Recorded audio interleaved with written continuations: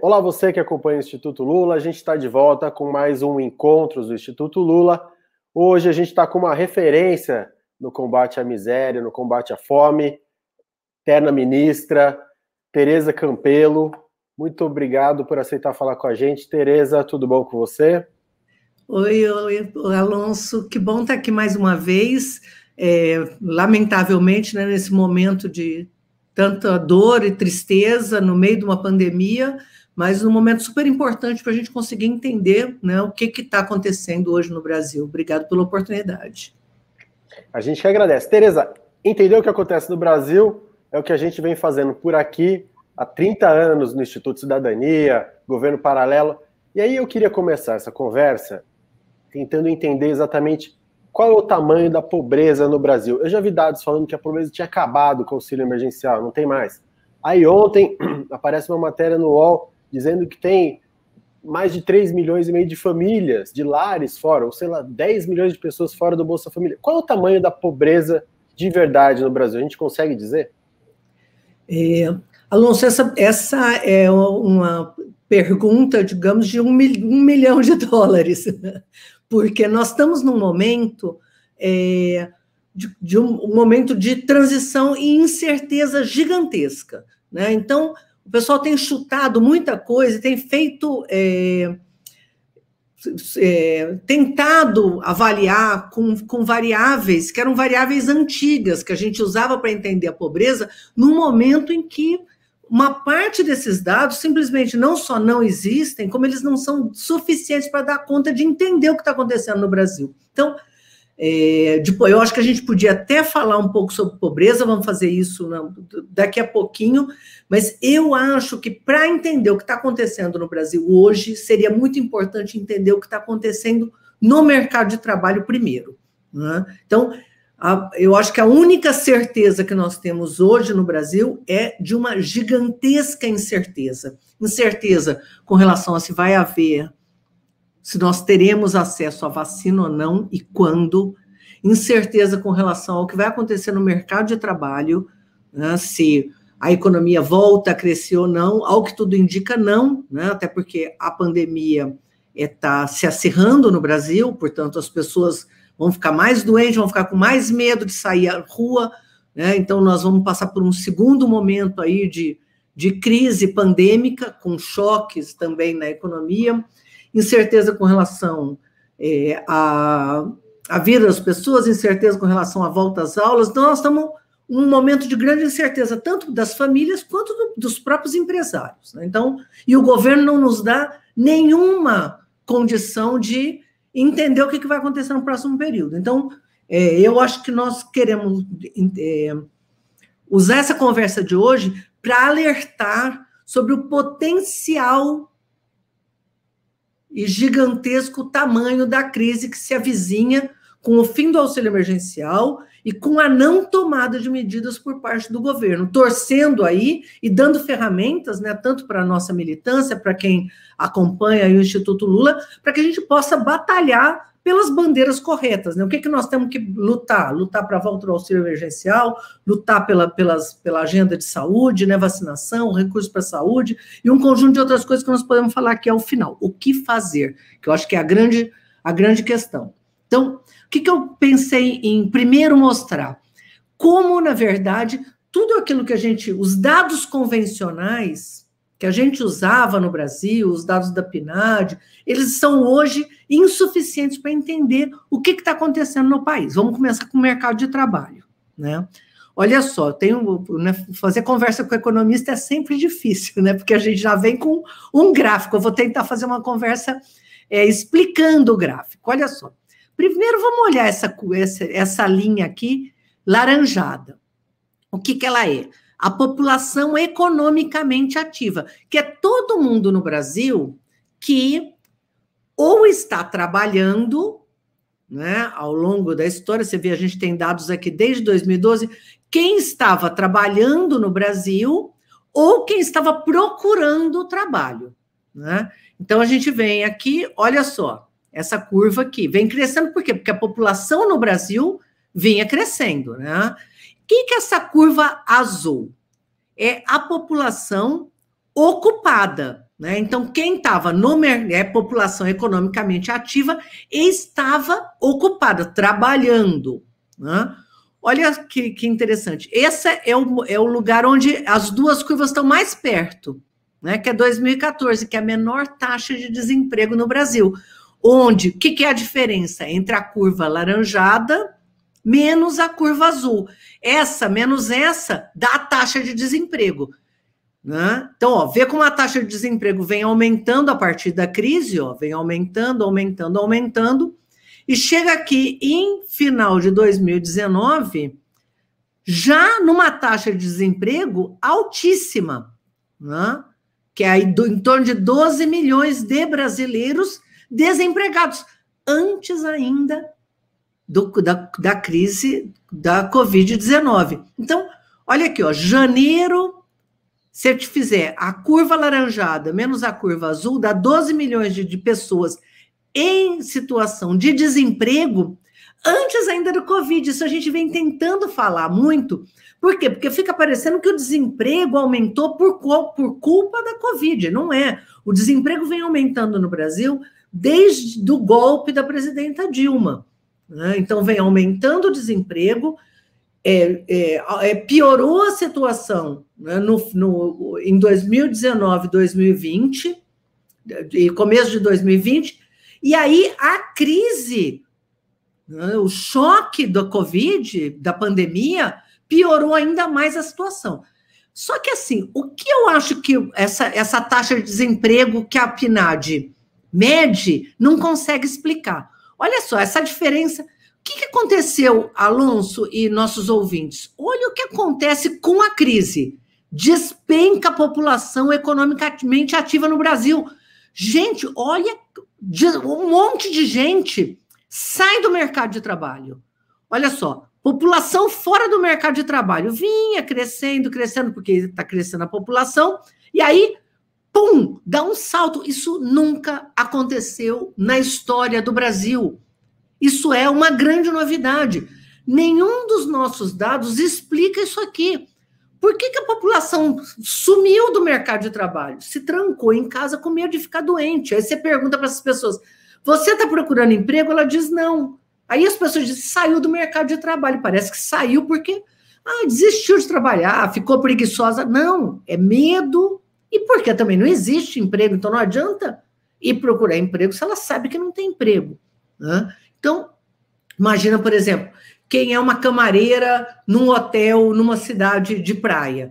O hotel fechou, né, e a pessoa, não adianta ela ir procurar emprego de camareira porque não tem um hotel. Então, ela não consegue sair, né? E como ela estava recebendo o auxílio emergencial, ela ficava em casa recebendo o auxílio emergencial, não estava procurando emprego. Então, aconteceu um fenômeno. Só que a diferença entre essa curva laranjada e a curva azul se manteve, né? Então, quando você olha, por exemplo, janeiro, esse segundo momento, já no meio da crise, teve uma queda enorme da população economicamente ativa, só que o tamanho do desemprego ficou igual a antes. Por quê? Porque a diferença entre o laranjado e o azul continuou a mesma, né? Então, e aumentou um pouquinho já no segundo momento da crise, quando as pessoas continuam aumentando, caindo a população ocupada e aumentando a população economicamente ativa. Então, aqui passa para 14 milhões de desempregados. Então, quando a gente fala do desemprego no Brasil, todo mundo fala, tem 14 milhões de desempregados. Gente, isto não reflete o tamanho, diria, do desemprego de verdade, né? Essa população desempregada que a PNAD está acusando não é a verdadeira população desesperada por desempregada. A gente teria que tentar entender o que é esse tamanho aqui. Então, se a gente fosse falar qual é o tamanho do desemprego, não é porque o pessoal do IBGE está mentindo, não, é porque a pergunta que eles faziam antes não dá conta dessa realidade. Então, o tamanho do rombo no mercado de trabalho da população que gostaria de trabalhar, mas que não tem emprego e que está em casa, né, na verdade, esse tamanho aqui. Olha teria que somar essa curvinha aqui com esse tamanho, essa diferença com essa diferença. Então, para a gente tentar medir isso aqui, todo mundo fala, tem 14 milhões de desempregados. Não é. O número é muito maior, né? Se a gente estivesse usando não o dado convencional, né? Então, eu vou usar uma outra pesquisa, que é a pesquisa também do IBGE, que é a PNAD Covid, para tentar medir o que seria o potencial de desocupação, usando aqui uns dados que o nosso colega André Calestre apurou. Olha só. Então, isso aqui é o que todo mundo fala, tem 14 milhões de desempregados no Brasil. Mas, na verdade, tem outras 24 milhões de pessoas que gostariam de trabalhar, mas que não estão procurando emprego. Então, se a gente somar, né, essas duas curvas, a gente vai não ter 14% de desemprego, mas teria uma taxa potencial de desocupação de mais de 30%. Né? Então, vamos primeiro enxergar esse número e se perguntar, parte dessas pessoas não está procurando emprego por quê? Porque estava recebendo o auxílio emergencial. Quando o auxílio emergencial, agora que o auxílio emergencial acabou, né, é o último mês, janeiro, que tem um pedaço das pessoas ainda recebendo, o que vai começar a acontecer? As pessoas, uma parte delas vai ter renda zero, uma outra vai ter uma queda brutal de renda. Né? Então, uma parte das pessoas não vai ter renda nenhuma, desesperada, vai tentar encontrar formas de sobreviver, saindo para a rua em busca de emprego. Né? Uma outra parte vai ter um corte na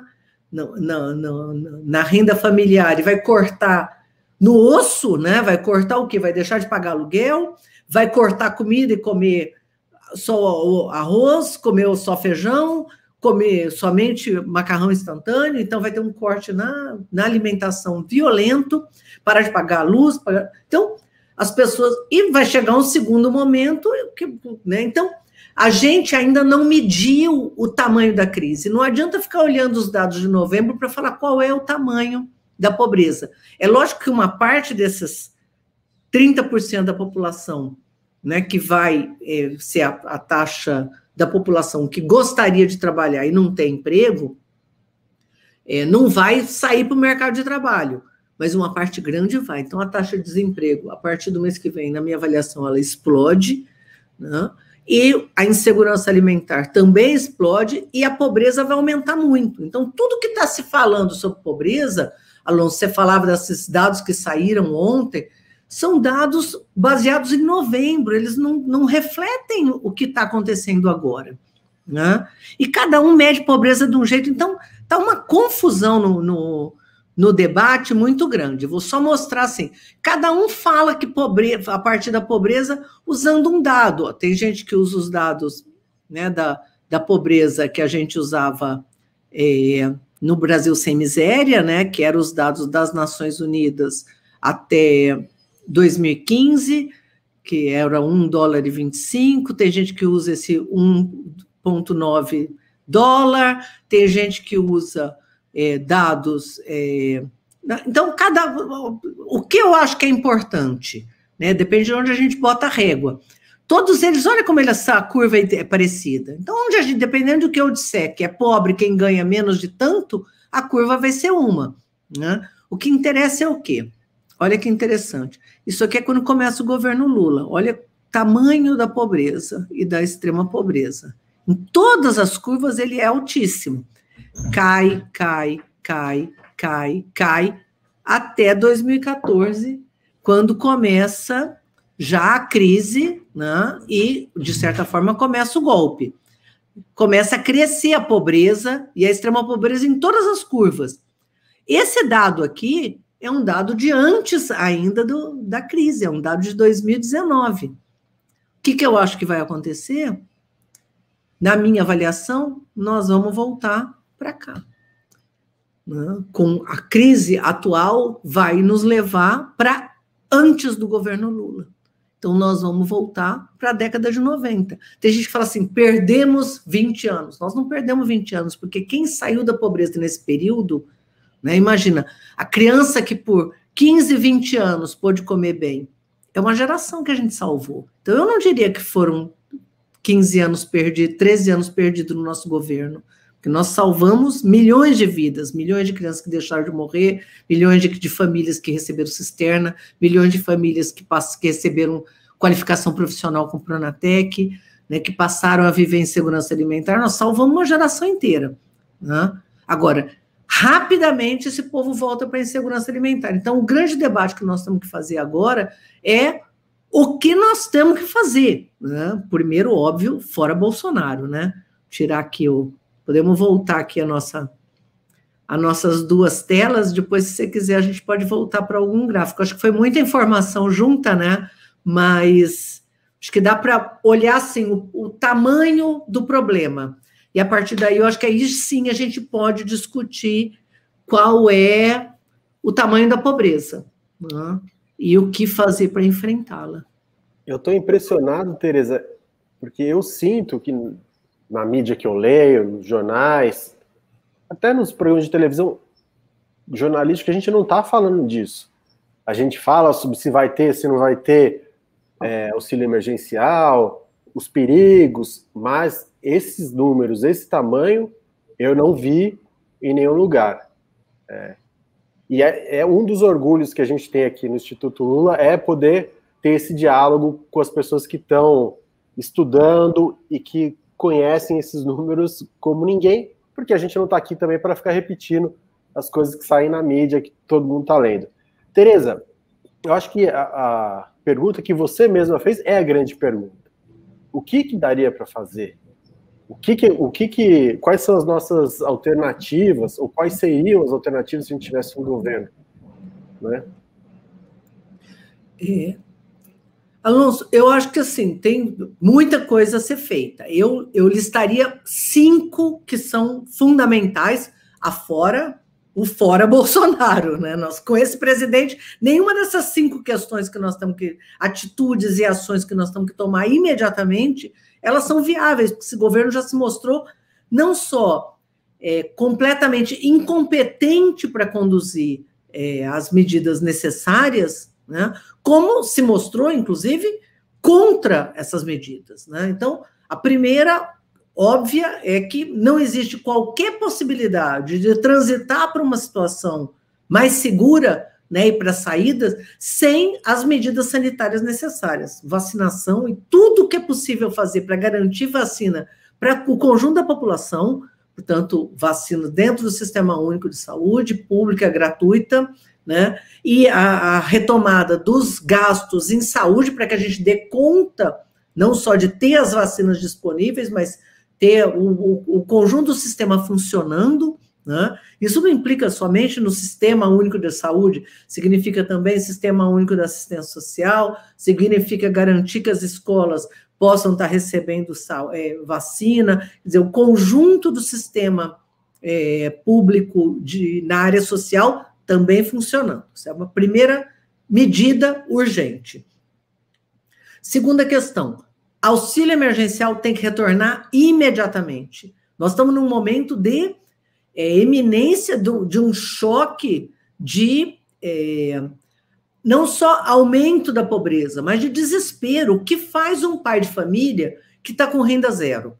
Né? O que faz? Aí as pessoas, o que fará um pai ou uma mãe de família, em especial as mães, tem renda nenhuma? Primeiro mês deixa de pagar aluguel, depois deixa de pagar a luz, deixa de ficar sem comida nenhuma, começa a pedir para os vizinhos. A rede de solidariedade tem limite. Então, nós vivemos a iminência de uma crise sem precedentes no Brasil. Eu fico lembrando, né, de momentos assim, de grande desespero da população nordestina, por exemplo, num momentos de crise dramática, né, ao longo da década de 70, depois ao longo da década de 90, de seca no Nordeste, onde a população foi impedida, né, de ter qualquer fonte de renda e desesperada foi para os grandes centros urbanos, né, então eram aqueles contingentes gigantescos de população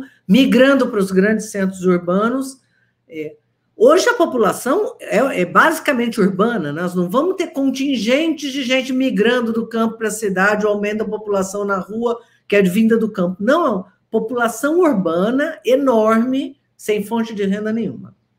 Então, segunda medida, auxílio emergencial tem que voltar imediatamente, né, em valores compatíveis com essa crise e a interrupção de atividade econômica que nós estamos vivendo, e imediata discussão de medidas estruturais para, quando sair do auxílio emergencial, sair com um programa de transferência de renda robusto. O PT apresentou uma proposta ao Congresso Nacional, que é o Mais Bolsa Família, né, que é compatível com o tamanho da pobreza que nós vamos herdar desta crise, que não é só a crise sanitária, mas a crise da incompetência desse governo. Então, não basta acabar o auxílio emergencial e voltar para o Bolsa Família. Tem que ser um Bolsa Família maior, tem que ser um Bolsa Família maior não em termos de valor, não só em termos de valor, mas também em termos de público que ele vai abranger. Por quê? Porque a população em situação de pobreza e extrema pobreza será muito maior do que a que a gente tinha antes da crise. E ela será por um tempo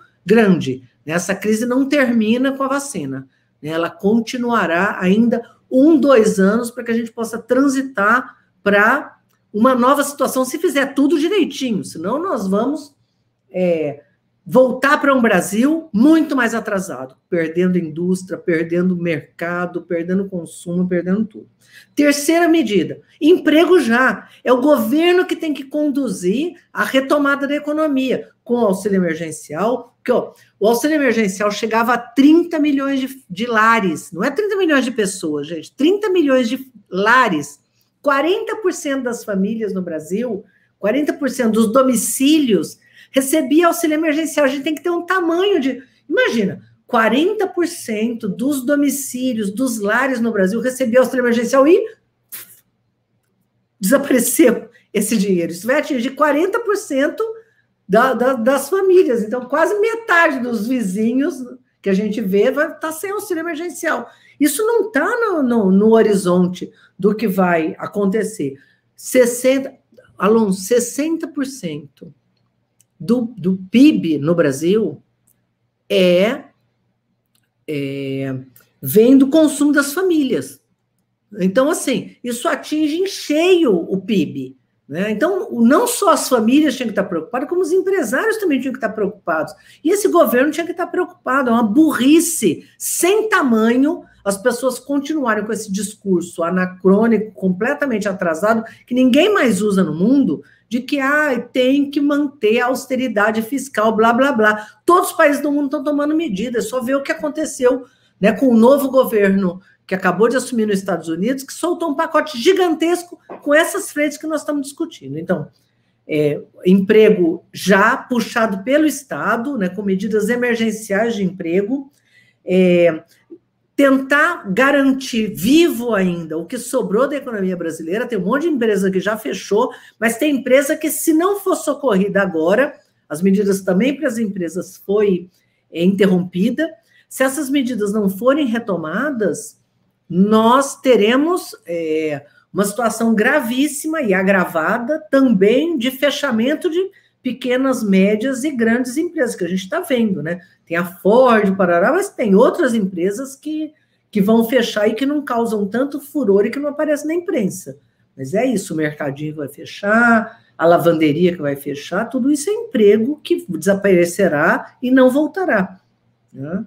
E nós temos que começar agora a se preparar para uma transição que seja uma transição noutras bases, uma transição olhando o futuro, uma transição verde, uma transição já pensando numa economia sustentável, uma transição pensando em energia renovável. Portanto, colocar toda essa máquina, esse potencial que o Brasil tem, já mostrou que tem, criando biodiesel, criando novas tecnologias. Nós temos uma rede de ciência que está sendo sucateada, mas que tem um potencial enorme, criativo. Colocar isso a nos ajudar a pensar um novo Brasil sustentável, não crescer em novas bases. Nós temos o que fazer, nós temos proposta, o PT lançou o plano de reconstrução e transformação do Brasil, que tem lá um conjunto de medidas importantíssimo que dá conta disso. Agora, queremos discutir isso não está sendo discutido no Brasil. Quer criticar? Agora, nós temos proposta.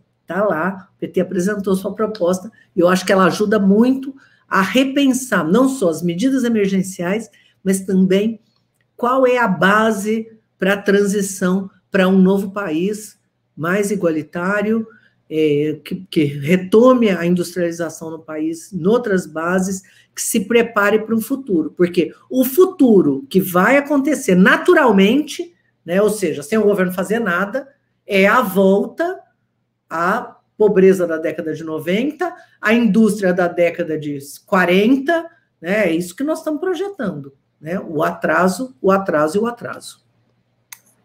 Bom, Tereza, conversa que eu gosto é assim, sincera, na lata, mas também termina com proposta, né? Não é só aquela crítica, estamos desesperados, o mundo está perdido.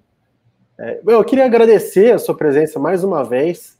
É importante a gente compartilhar isso com a sociedade, compartilhar esses números. E você que está assistindo a gente, fique ligado no nosso YouTube, nas nossas redes sociais, especialmente no nosso Instagram, que a gente está todo dia agora, ou a gente tem um curso, ou uma entrevista.